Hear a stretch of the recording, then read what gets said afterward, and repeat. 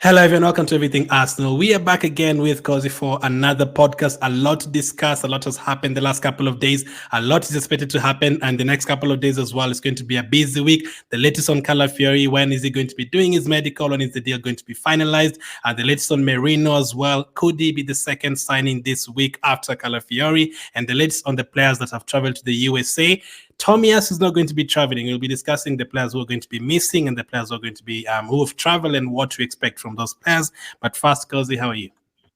Fantastic. I'm buzzing. I'm really, really buzzing. I'm one of the people that are very, very happy this week. Honestly, expected the Riccardo Calafiori deal to get done ages ago. It didn't, and when it came, it was really, it still felt it still felt good. So I'm happy. I think we have started making real good moves in terms of signings. I hope we can keep up the pace because the season is here. And maybe one or two more signings for us to strengthen, and I can say we are now ready. I loved how people were saying this Calafiori deal has taken so long. Like I won't even be excited when it's announced, and then Fabrizio Romano said it's close to here. People like, oh, finally, last signing. Like you always get excited when you get new signings, and obviously Arsenal played a friendly yesterday, and more games are coming up, so it's a busy period. But let's go to the Calafiori news. Obviously yesterday Fabrizio confirmed that actually over the weekend he confirmed that Arsenal and Bologna reached an agreement for Riccardo Calafiori. The fee is 40 million plus 5 million in add-ons. So that was yesterday. We'll talk about that, and then today this was being reported or yesterday night. Fabrizio said Bologna and Basel discussing 50 million sell-on clause payment terms again today. Talks ongoing between all parties involved to get Riccardo Calafiori deal sealed. Arsenal waiting for the green light. Now, for me, because I always say, if it means you take another week, an extra week to negotiate to save 5 million or 10 million, I'm absolutely happy with that. So how happy are you first that we're getting him for 45 million? Do you think we've done incredible work in terms of negotiating to take it down to 40 million plus add-ons? Incredible work, especially the structure of the deal. It's incredible. The price of the deal is incredible because I've read somewhere where they've said that there's been internal friction from Arsenal boardroom members on Mikel Arteta signing Riccardo Calafiori, and Arsenal therefore had to negotiate. Edu had to negotiate plus Pro Max Premium in order to get the price down. Inside there were worries that we already have so many defenders, and then they were also saying this is a Euros premium price. This guy is not worth it. So Edu has done a very, very good job. I personally think that when you think about talents like Lenny Yoro going for 60 million, and you're getting Riccardo Calafiori, a little bit older, yes, but that gives you more advantage because he's a little bit experienced as well. 1 year remaining on his contract. Yeah. Euro had 1 year remaining on his contract. Calafiori had just signed a deal with Bologna last summer. So I think Arsenal have shown, again, top class mentality in the market. You're not going to bully us into a decision that we don't want to, and we will get the player because, yes, we can agree personal terms with the player. We can convince him to join us. For me, I would say this. The fact that many clubs, including Madrid, Juventus, Chelsea, walked away the moment Arsenal made progress, that shows you the reputation we've done and we've acquired in the market in the last 3 years, 4 years. Edu, before Edu coming in, Arsenal could agree personal terms with Juan Mata, and then Chelsea could steal Juan Mata at the Emirates Stadium. That was our reputation, but now it's gone. So I think great work by Edu, great work, and I think Mikel Arteta would give a hug to Edu because he wanted him. But the board and many people inside Arsenal were not convinced. So 33 million plus 4 million in add-ons, that's around 38, 39 million pounds. That's a very good deal. That's a very good deal. I thought we we're going to pay around 42, 45 million pounds, but it coming down, it's a crazy deal. It's a very, very good deal. For a 22-year-old, that is incredible for sure. And as we've said, it's been linked to a lot of teams. We're going to talk about that one. But paying that 40 plus 5 million in add-ons, I think that's a great price. Defenders right now, like the likes of Branthwaite, they want 60, 70 million. Even Hatter would probably have been more expensive. So all of those players, it's quite expensive. Getting a 22-year-old who can play several positions. We're also going to talk about his strengths and stuff. It's a very, very good signing for me. When it gets done, it's a very good signing. Now, it has turned out to be more complicated than we thought it was going to be. Or maybe actually the first time we talked about Calafiori, because we did say, you could even go for 60, 65 million. But obviously it turned out to be a bit difficult in terms of getting it done, because we have to wait for Bologna and Basel to discuss the sell-on payment. Now, usually here, the sell-on clause, it goes directly to that team immediately. But this one is a bit weird. Have you ever seen anything like this? Like, we also have to now wait for Bologna and Basel to get the deal done. Or are you not surprised that we also have to wait for them? No, I'm surprised. I'm a little bit surprised because I thought it was an automated structure where the moment Arsenal agree to pay, then Basel get their portion of the pie. But I think with Bologna and Basel, what Bologna want is, yes, we got the player for 4 million and you did some good work developing him, but can we actually get the respect that we deserve in terms of marketing the player, in terms of getting this 42 million euros for the player? Yeah. Can we get the respect they deserve? So they're trying to negotiate it down. That's what I understand. They're trying to negotiate it down, and maybe also the payment structure of the deal. How much are we going to give you as Basel initially? Because there are add-ons on this deal. I think that's what's going to delay the deal a little bit. Arsenal have not paid the whole money up front. Arsenal are paying a portion and then a portion in add-ons. We're giving them 33 million guaranteed, 0.7, and then 4.2 million in terms of add-ons. So I think they have to share the add-ons, right? And then they have to share the guaranteed fee as well. But that shouldn't take time. That shouldn't take a lot of time.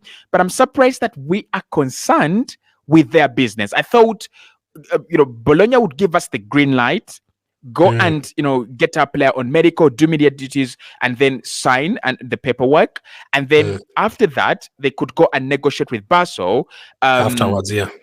Afterwards, unless there is something we don't know, and that could be that Basel still have rights of ownership to the player. So if Basel still have rights of ownership, right, and he's not a 100% a Bologna player, then that means that these two are on the same table, in the same boardroom, drawing patterns here and there. But I still think it shouldn't take a lot of time. For me, that should be 24 hours work, or even less than 24 hours work, to get such an agreement.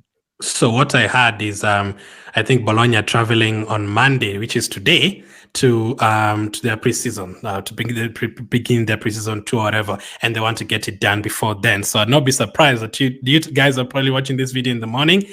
I would not be surprised if later on today we do hear that here we go, and then it's done, and they will probably want him to travel to USA before the Thursday morning game as well. So it's going to be it's been a weird one, because it's been a lot of time. It feels like a lot of time. It has been like 2 weeks or something. We have to wait 2 or 3 weeks. We also have to wait for Basel and Bologna to get the deal done. But it's now out of our hands. We've now agreed the deal. We have to hope that they get it done quickly. Now, the best part about this Calafiori deal, Cozy, for me, was what he said. I saw this and I was so happy. This is what Riccardo Calafiori said: "Please let me fulfill my dream and let me go to Arsenal. I want to go to Arsenal." This was the message from Calafiori, according to Fabrizio Romano. The fact that he said he wants Arsenal, because those teams that wanted him, I can easily see him playing for any of those teams. And Sky Sports also reported last night that Juventus and Real Madrid tried to sign Riccardo Calafiori in the last 10 days. However, the player only wanted Arsenal and gave his word that he would join. Now, this is one part of the transfer window that is why I'm never worried. That's why when you talk with Cozy, when you talk to you guys, I'm like, yes, as long as we get the player before preseason or before the season starts. No, not like August 21st when the season started. No, as long as we've agreed personal terms, I think they do an incredible job with that. What I've seen with Rice and Havertz and Jesus, like these players, Jesus said like he had that wanted him. He didn't even listen to any other team. Rice said no to Man City. It's not easy to say no to Guardiola. Havertz said, no, I'm not going to Bayern. I'm going to Arsenal. Now, back in the day, players would say that for their convenience, because Willian wanted to stay in London and Arsenal is the only team that wanted him in London. Let me just go to Arsenal. Calafiori has picked Arsenal over Juventus and Real Madrid and Leverkusen and PSG and Chelsea. That's incredible. And Were you ever scared that it would be hijacked? Because for me, I've said 99% we are going to sign him. I'm not worried about any hijacking because I feel like Atletico do incredible work in terms of convincing a player. So whichever team comes in, unless it's a Real Madrid, that is what I said. Well, this seems like Real Madrid actually came in for him, and they still said no. So how impressed are you by that? And what do you think Atletico tells these guys? First and foremost, I thought that a club like Real Madrid would not try to come in for him, because Madrid have this policy of, we pay 25 million for you, whether you want to join us or not, it's up to you. So it's like, are they really going to try to up their offer? Because the reason that's why they didn't get Lenioro was Man United massively outbid them, like 40 million. Plus on top of what they were offering. So I was like, oh, Madrid will not come in for this. When I saw that Madrid were there, I was like, okay, this is going to get very interesting. But he said no to them. And that is that is what Mikel Arteta has been talking about when it comes to players playing for Arsenal and signing for us.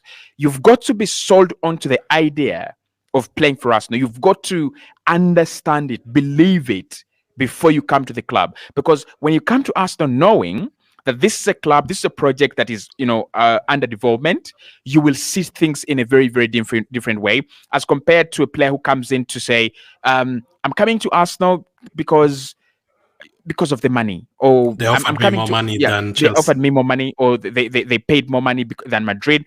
Arsenal don't want that. So I'm very, very impressed that he's got that discipline and is a man of his word as well. I think Mikel Arteta has gone with players of a certain character. We talked about why most of our players are married and the others are in very, very stable relationships.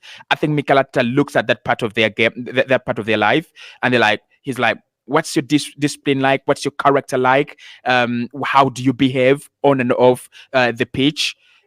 And I thought that actually gave him a clear picture of honesty from the player. Now, for me, I want to hijack the telephones and the conversations that Mikel Arteta has with his players, or Edu has with his players.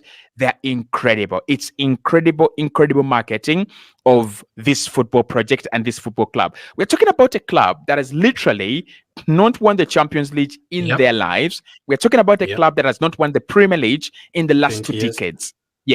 And for some reason, clubs are rejecting Madrid, who have five UCLs in the last decade. They're turning out Man City, who have like 6, Premier League titles in the last decade, to join Arsenal.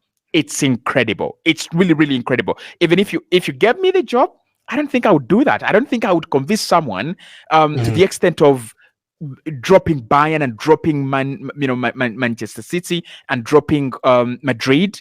It's not that easy, right? And I don't think it is about bowling like Madrid do. Well, if you want us, join us. If you don't want us, don't. I don't think Arsenal do that. I don't think Arteta does that.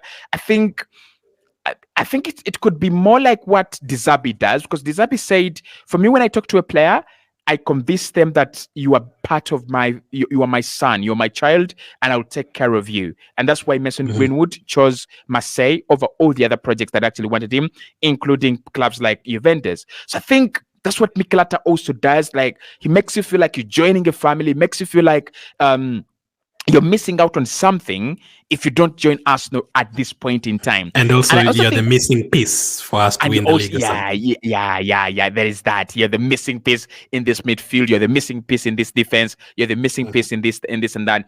And I think they also do research about these players, because how a player is going to be used is very, very key. With Declan Rice, I think the key conversation with him was, we can see you as a long-term captain of the side, but most importantly, we believe in your attacking game, something that Southgate pretty much doesn't do, and something that West Ham, yes, they did, but they didn't give it priority. So they talk to him, they believe in his attacking game, they tell him, you could score many goals, we could make you a high-level scoring midfielder, and it's like, okay, I want to try this, I want to unlock this part of my game. So I think that is what really happens. But the Riccardo Calafiori talk to lure him away from Juventus, because he had agreed personal terms with Juve in March. He had agreed personal terms with Juve in March, right? For him to turn away from there, because you remember the likes of Vlahovic, we failed to turn them away from Juventus.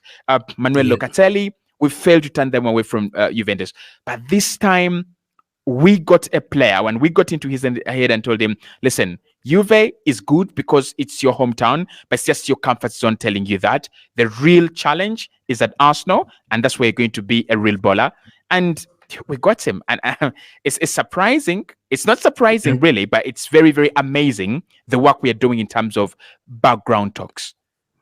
I remember we also had a conversation about him, how much he's going to be paid per week. And you asked me a question and I said I would pay him 55 or something. And everyone was like, oh my goodness, 55. I think it's going to be like 65 or something. I think that's great. So basically what you've said, all those things, those conversations that they have all those conversations with Rice. They tell him you're going to do this, you're going to become captain. And then they're like, okay, now let's talk about the money. We are going to give you this. Like the money is like the last thing to be talked about. So we know the player wants to join and is not going to say yes to any different team. That's why they even take time.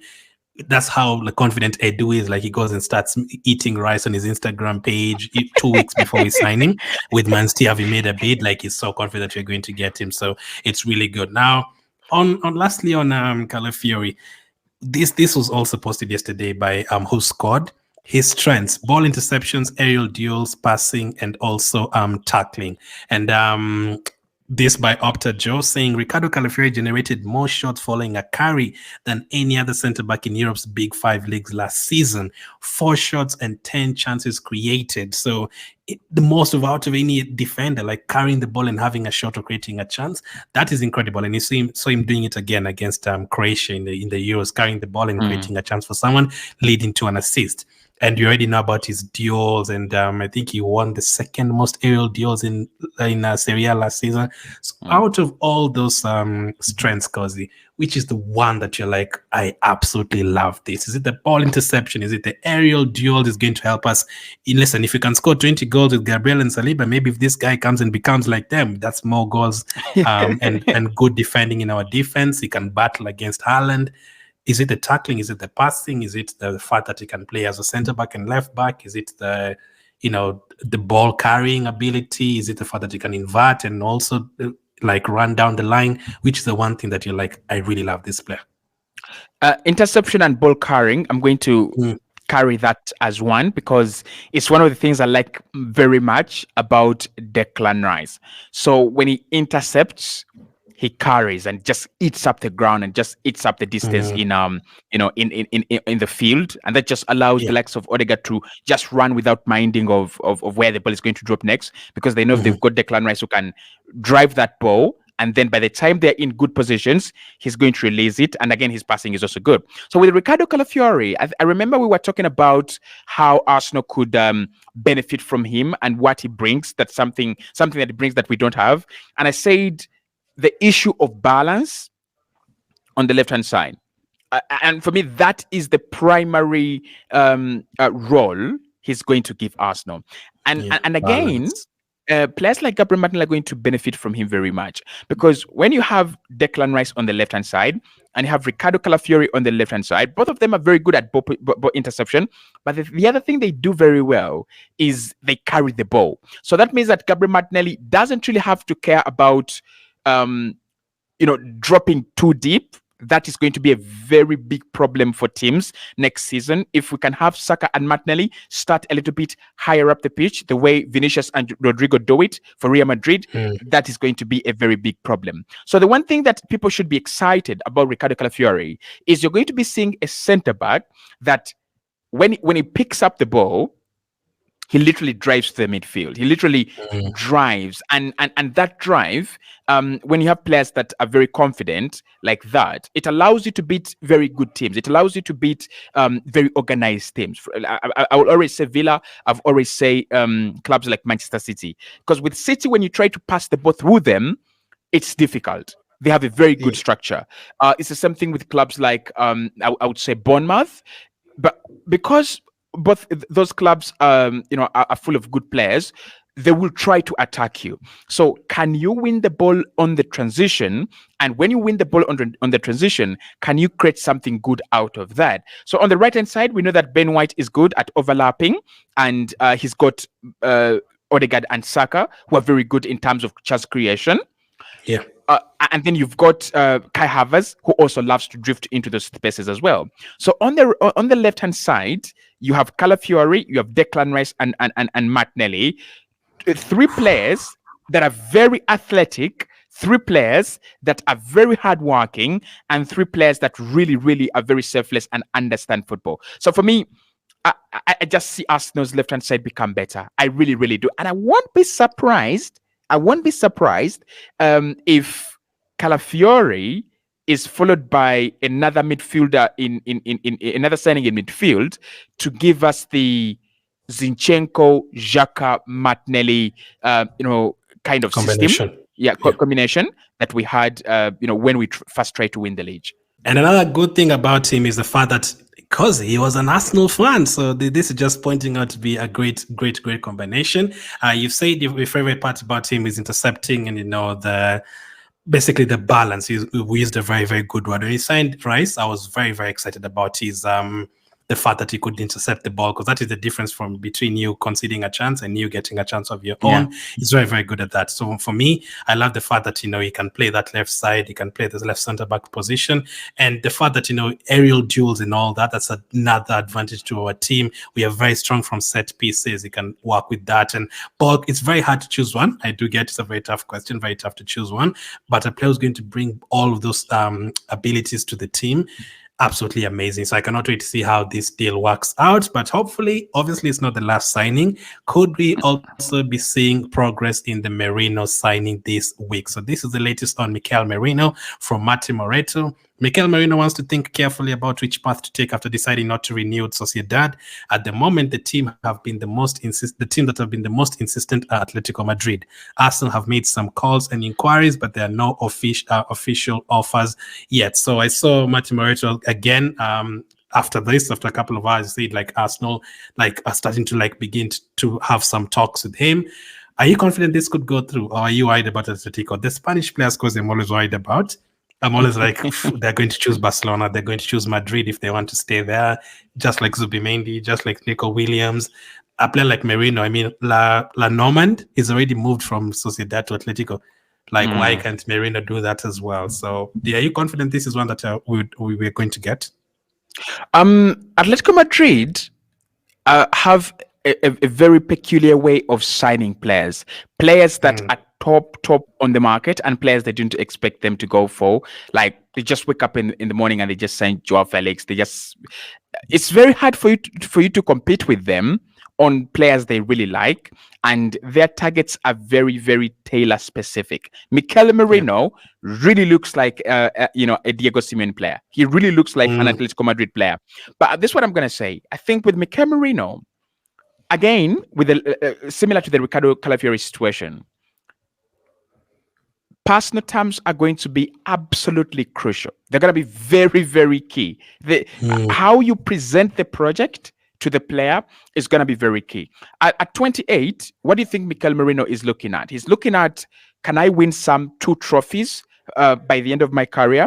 Can I get some good contract? If Arsenal are willing to give him 150k a week, could that be the difference between us and Atletico Madrid?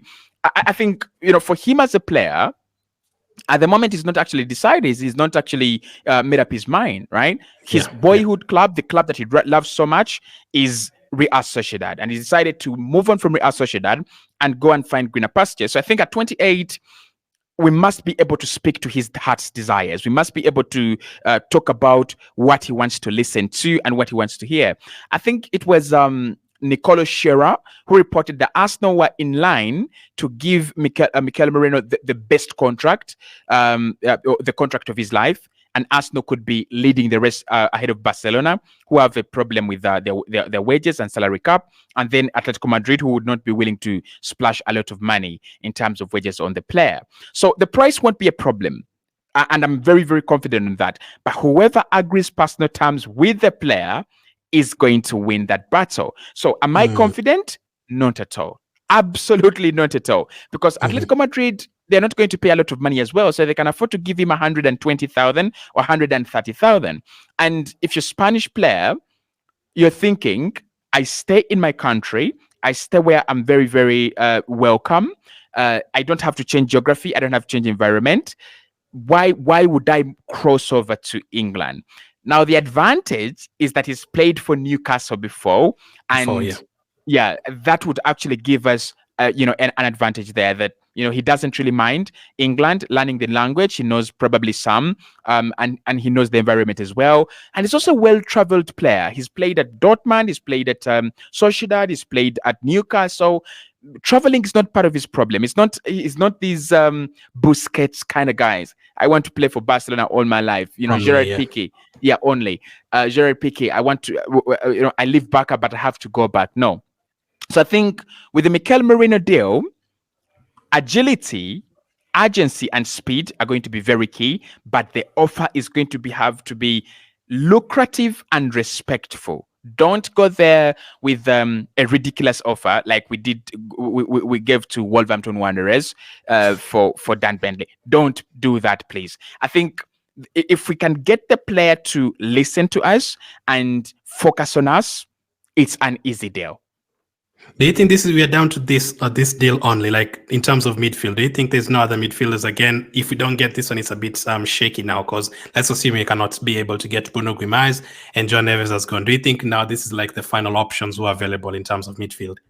I think Eberechi Eze is a strong option, but the terms and conditions of that one is, can Arsenal really raise about 40 million in Emile Smith Rowe? So the reason as to why we're looking at Mikel Merino is Mikel is looking at him as an opportunity. But then remember, we signed Kai Havertz as a midfielder in the left 8 position. So you really can't pump 65 million there and you pump another 60 million there. The board are going to start questioning you. So what you do, you go and get a market opportunity like Mikel Merino, 28 years of age. He can play until he's just turned 28, so he can play until maybe 32. Within the next 3 years, you can go and tell the board, hey guys, I think I need another midfielder. I think my midfielders are running out of energy, and they will listen. But because you have a midfield prospect that you signed that didn't work, and you're lucky enough that he's shifted into attack. And that's why I think that Arsenal right now, Mikel Merino is like, a golden deal. It's a very, very golden deal for both Edu and Mikel Arteta to cover up their tracks on what they did with Kai Havertz, because that actually backfired. If we were to use Gabriel Jesus as striker and Kai Havertz to drop in midfield, I don't think that is actually the best combination that would get at the team. So I think with Mikel Merino, yes, he's going to be like 90%. He's going to get 90% attention, 90% efforts from Edu and Mikel Arteta, because they know they can say, in this position, we spent 65 million on Kai, and then we spent like 15 million or 20 million on Mikel Merino. That is justifiable. But the other player, I think, is Eberechi Eze. If you lose Emile Smith Rowe, who is English, you lose Nketiah, who is English, you lose Reiss Nelson, who is English, there will be a player that comes in that is English. Now, the likes of Tommy Seford have come in. Is he going to be part of the Arsenal squad that plays games and goes to match days next season? Well, he can be, because he qualifies. So maybe Tommy Seford, but I think we will see an English signing if Reiss Nelson, Nketiah, and ESR, the trio that is on the verge of leaving Arsenal, by the way, if people don't know, if all of them leave, then we're going to see an English signing, and that's where Eberechi Eze has a big chance of joining Arsenal. So I think Merino is on top. If we can agree a deal with him, well and good. Arsenal and Edu and Mikel Arteta will be like, okay, this is justifiable to the board. But if they can't, then they'll have to work on this and that, and then get in Eberechi Eze. So I think we'll have answers to that this week. I don't think it's going to get past this week in terms of getting an answer on Merino. If he goes to Atletico Madrid, I think it's going to be this week. I know he's still on holidays and stuff. I think he'll have a breakthrough this week if you're going to sign Merino after we get Calafiori. Now, you've spoken about Nketiah. Just quickly on him, there's been a lot of talk on Nketiah the last couple of days as well. According to Fabrizio, Marseille have sent initial proposal to Arsenal for Nketiah. We weren't told how much it was. No agreement closed yet, but negotiations started between clubs, according to Santi J.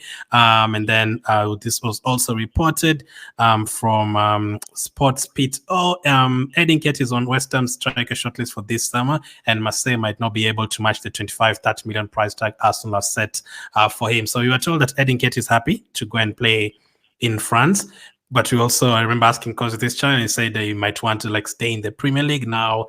Again, with Nketiah, we've said we might need that money now to get some deals done, like a Merino one. Even if you sell someone, then get that one, or Eze, as you said, Eze, like you sold someone like Nketiah English, and then we have that money. If you're not selling Smith Rowe, we can use that money to get someone like a Eze. Now, for him, let's say Marseille have offered 20 million. You would say no to that, right? Yep. So would you try to push it and get a bidding war going between Wolves and Fulham and Marseille and Leicester? I was mentioned as a potential destination. West Ham. Would you be willing to push it to like 35, 40 million for him, or you'd say first him to 28, 30 million, he's gone? Like you're desperate to sell him to get that cash. Yeah, I think with Eddie, for me, it's about where does he want to go. And because honestly, all the clubs that want him and all the clubs that can sign him, we don't have a 60 million spending club among those. We don't have a 50 million spending club, and rarely do we see them spend 40 million. So it's between 30 to 35. That's their normal range. And you'll hear that, Crystal Palace have signed a player for 35 million. They have obliterated their transfer record. And you're like, what? Are you serious right now? So I think with Eddie, it's going to be about where he wants to go. And where he wants to go is where we must press for the most amount of money. I like the Olympique Marseille deal. It's a very good deal because Olympique Marseille have sold Pierre-Emerick Aubameyang, and therefore they need a striker this summer. And the striker market, although people say, we can go and get a striker, you're not easily going to get a striker. Difficult, it's difficult right now. So yes, I would try to push for a bidding war between these clubs. I'll try to get more clubs involved. But probably not a bidding war, because I don't like a bidding war of 12 to 20 million wasting time. Because many clubs here are going to say, can we get him on loan and then we can have an option to buy him for 22.1 million? No, I don't want that. I want only serious clubs. And I think West Ham are serious. I think Marseille are serious. I think Crystal Palace are serious. Those three. Yeah. And Fulham. Sorry. 4. The clubs that we know have the money and are willing to impress their managers are Fulham, who have lost Palhinha. They have the money. Crystal Palace, who have lost Olise, they have the money, and they have a new manager in Oliver Glasner. You've got to back him.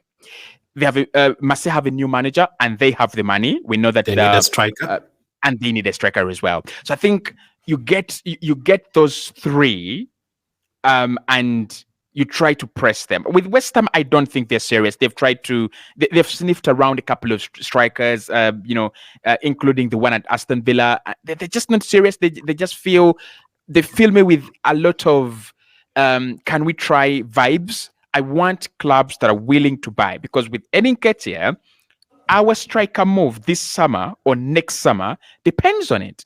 If Arsenal sell Nketiah, we will have a clear justification to write big posters and post, hey guys, we don't have a striker. Our only true number 9 is gone. We need a replacement. So I think there will be 3 clubs, and what Arsenal need to smartly do is try to make sure that all bids are public. If Marseille make a £25 million bid, Fulham should know about that, and Crystal Palace should know about that as well, and maybe West Ham if they get serious at any point in time, so that maybe Crystal Palace come in with one at 28, and then we finish with the highest bidder. I think he will go to the highest bidder. I think he will fancy a Premier League move for me. Yes, I know that he's already given the green light to Marseille, but that's because they're the only club that have really seriously said we want you, and we are willing to bid for you, and we have sent in an offer for Arsenal for you. And it's like, okay, these guys are really, really serious about me. And the manager, De Zerbi, has got those vibes of Nagelsmann, like young manager that you really want to play under. His football is revolutionizing. He's turned the career of a guy called Danny Nee Takimensa Welbeck around. Don't know how he did it, but we'll get to read his bibliography and see. Probably the hardest job he's ever done in his career. So I think with Eddie, I'm impressed that Marseille have made steps. And for me, next week, I expect 2 offers, and both of them will not be from Marseille, and one of them will be around 31 to 32 million. We played on Saturday. We won 2-0. He got an assist. I think he's playing on the left side and also as a striker. Now I was about to ask you that. I saw the comments and people are like, he missed the chances. Do you think good saves, or do you think these are bad misses? This is what you fear Bad about misses. Nketiah? Bad misses. I've already said this, and I want people to be honest, and I want to be honest with you, Glenn. If I am buying the 3 strikers at Arsenal, Nketiah, Jesus, and Havertz, and I'm really valuing them at the right amount of money in terms of center forwards, I would give you 50 million for those 3.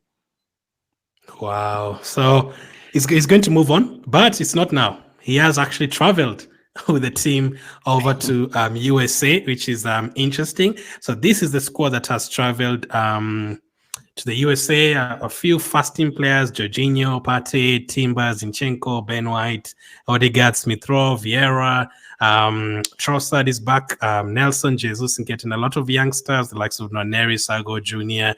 Kivi has also traveled as well. So there's been a lot of disruptions in terms of this transfer window. Like obviously the Euros, the Copa America, teams not really making bids early for these players, teams trying to sell players before they try and buy. So we are still stuck with players who might end up moving on, like Nketiah and Kivi and those kind of players. So my question was, Kozi, I know the squad is not the best, but let's see how it's going to work out against United, Liverpool, and Bournemouth.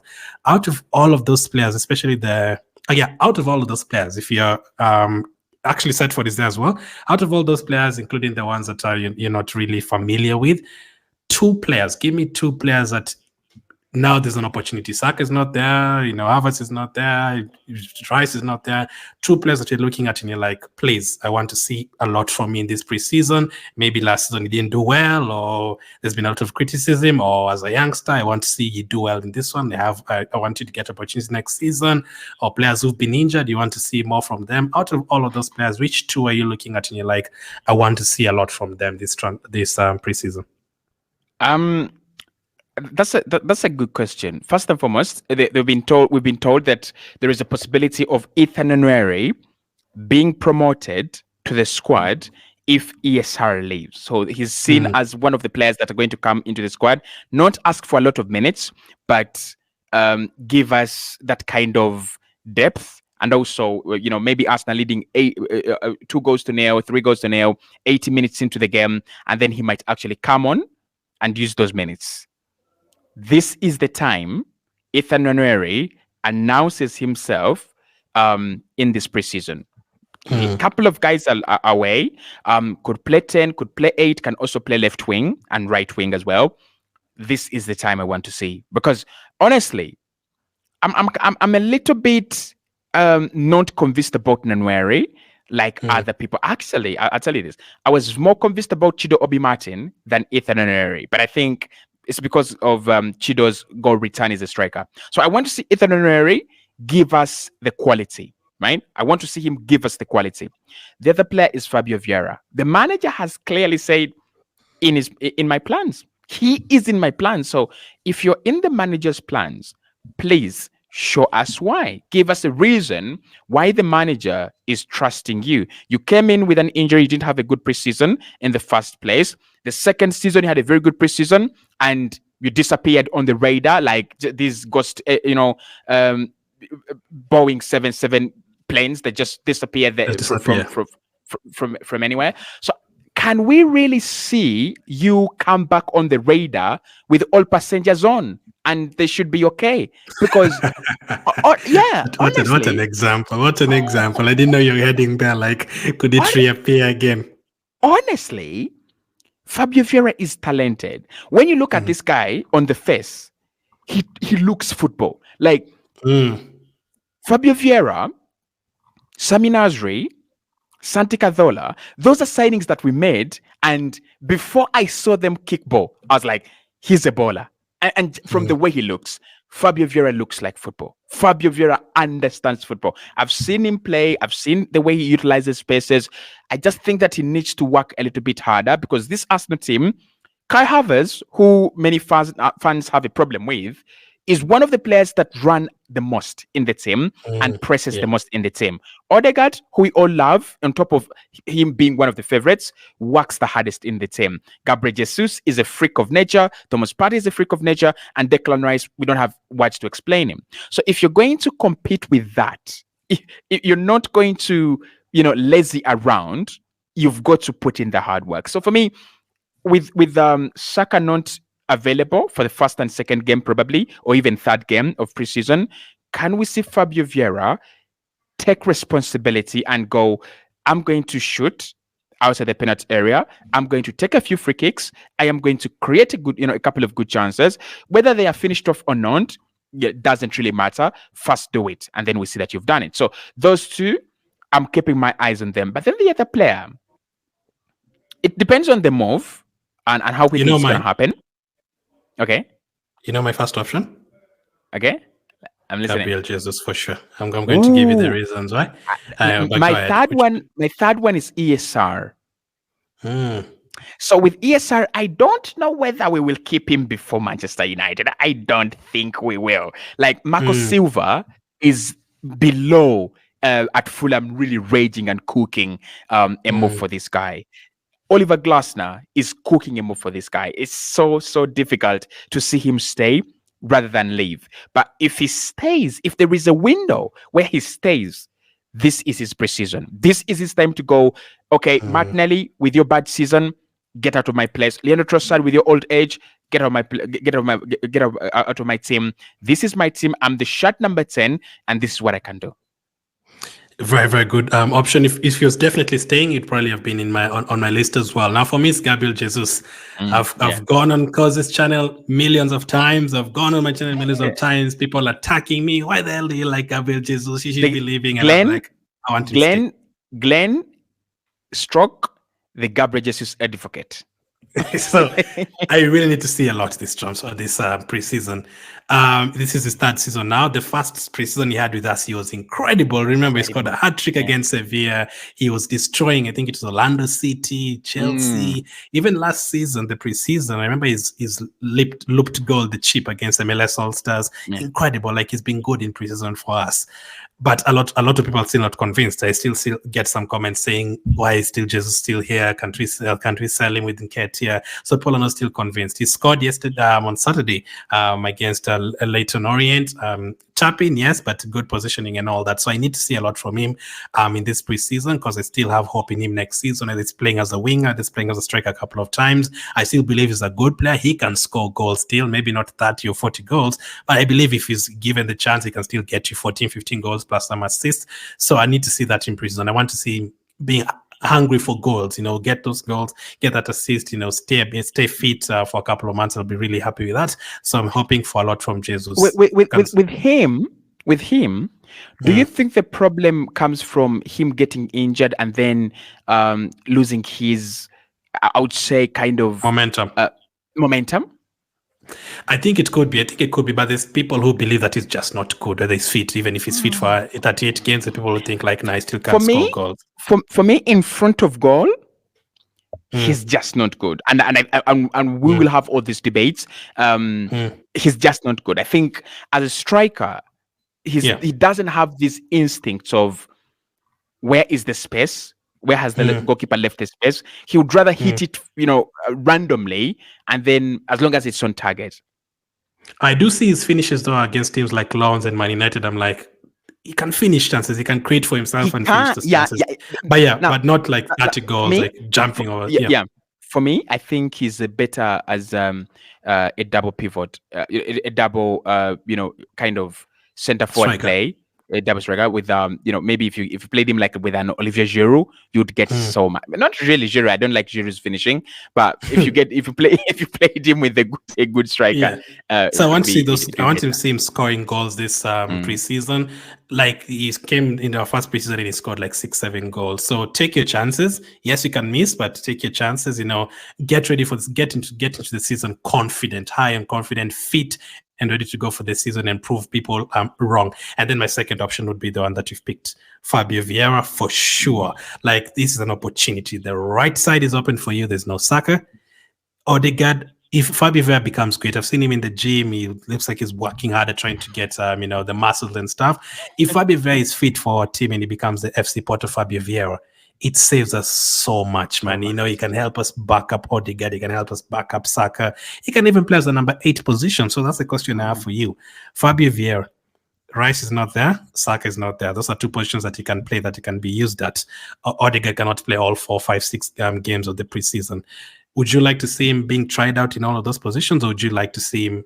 Which position would you like to see him most, like during this preseason? Before Rice comes, those 3 games in the USA, do you want to see him as an 8? Do you want to see him in the Odegaard role, or do you want to see him playing on the right side before Saka comes back? Before Rice comes back, I want to see him as the second midfielder ahead of Thomas Partey. I want to see him there because that is where he created one of the best goals we scored last season against Fulham, beginning of the season. That is also where he caused a penalty from, driving into the penalty area. Which game was it? Crystal Palace? Was it Crystal Palace? It was it wasn't Crystal Palace. It was one of those Fulham games as well? Against Burnley or Sheffield, and that is also where he created the Jesus goal against Man United. Yeah, exactly. Exactly. That's where he also created the Jesus goal against Man United. So I want to see him in that pocket of space. I want to see him in that pocket. I remember the analysis that we did, and I'm a big follower of The Athletic. And JJ Bull was breaking him down and said, if you get this guy to play in this pocket alongside Odegaard, and Odegaard is pulling the strings on the other, on the other end, the way Madrid had Casemiro, Kroos, and Modric, a little bit like that. You trust Declan Rice to be that defensive player that will give you enough cover as Fabio Vieira, however small you are. And if he can get it a bit more quick and agile so that he doesn't lose the ball, he's so creative. He's so good on the ball. I don't even care, and I don't even mind about his physical weight. I don't really care about it. I think he's so good with the ball at his feet that we just need to know how to use him. So I want to see him in that position. Can we see him create like 3 chances a game? And then Martin Odegaard, of course, we know that we can get 2.5 chances out of him for, in a game. Can we see a little bit of that? Could we see him? I think he's less of a goal scorer and more of a creator. And Odegaard can be turned into more of a goal scorer than a creator, because with Odegaard, we know that chances near the penalty area there, towards the opening of the box, he's your guy. So I want to see Fabio Vieira alongside Odegaard. Can he press? Maybe, because you'd have Kai Havertz pressing for him, and you have Declan Rice or Partey now defending for him. So can he have that little bit of I can do some pressing, but I have Kai Havertz to help me out. I can do some defending, but then I have Partey to help me out. So let me do my thing. I want to see him in that position. Big season for him. It's his 3rd season now, and I feel like if he hasn't performed until like January, he could easily be sold. Now I know it's the 3rd season for Jesus and Zinchenko as well, but those players had a good first season and not a good second season. For Vieira, we haven't really seen a good first season or a good second season. So it's going to be very, very important. He can really help us if he becomes fit and starts playing well in those positions. It's going to be interesting. Now, final one player's not going to be there, Cozy. It's Tomiyasu. Tomiyasu could miss the entirety of Arsenal's preseason preparations after sustaining a knee injury. No time scale, but reports saying 2 to 3. Cozy, Tomiyasu is injured again. So are you worried? Are you worried about this one? Were you like not worried before? Or are you like, I mean, come on, you already know this guy's going to get injured again. Are you like, oh, I thought he was going to be ready for preseason, ready to go, big season next season? How are you feeling about the Tomiyasu situation? Were you expecting the injury? Or are you like surprised and a bit down now that he's gotten injured, like down about how much you can depend on him? An important message to Arsenal, that they're players you really are not going to trust when it comes to their fitness. Was I expecting an injury? Yes. This early? No. Probably 10 games into the season, maybe. He's one of those that get injured early September, and then he comes back Christmas period, and then he gets injured, and then he comes back April, around there. So expect him to be injured even more. I don't know why his injuries are that gross and that strong, despite the fact that he doesn't play much football. But I think he's one that we've got to start having honest conversations about. If Jakub Kiwior is fit and more reliable, and category, of course, Tomiyasu is a little bit versatile than Kiwior. Plays across the back line, right-footed, left-footed, right back, left back. But he's one that we're going to have real conversations with in the future. His injury record is the same as Kieran Tierney. So if Kieran Tierney really cannot sustain at Arsenal, can he? There's a conversation to be had. But I don't think I'm worried right now. It's 2 weeks. I think he will be back. I think be back for time in time for the season, and I think he will start the season at centre back or even right back with maybe a few juggles with Ben White playing at centre back, and then slowly but surely he's going to go back to his role of you'll come on when we need you, you'll come on when we are leading 1-0, you'll come on when maybe the game just needs a little bit of protection. But I don't think he's one. Yeah, I don't think he's one I would trust a whole season. I think that's how they're looking at him. Like maybe just a player who, if he's there, it's a bonus. We can use you. If you're not there, it's fine. But as you said, we kind of have a lot of players like this, though. Tierney, Tomiyasu, Jesus, Partey, players you're not sure if they're going to be there or not. Yeah. But hopefully it's just the 2 weeks and then he's back. And I hope Fabio Vieira doesn't turn into that, because he's also been picking up some injuries and I'm like, where did he get it from? Yeah, it's going to be a bit concerning, but let's see how it goes for Tomiyasu. We definitely not going to see him in the USA, but for people who will be asking, Gabriel, Martinelli, and also Havertz, they're due to travel before the game against Bournemouth. I don't think they're going to feature in that particular game. For Rice, Raya, Ramsdale, Saliba, and Rice, those 5 players, the English boys, the Spanish boy, and obviously Saliba, those ones up to August. So they're not going to be in this particular preseason tour. But the games are going to kick off this week. Let's hope it's going to be a big week. Thank you for watching, and we'll catch up with you guys on the next one.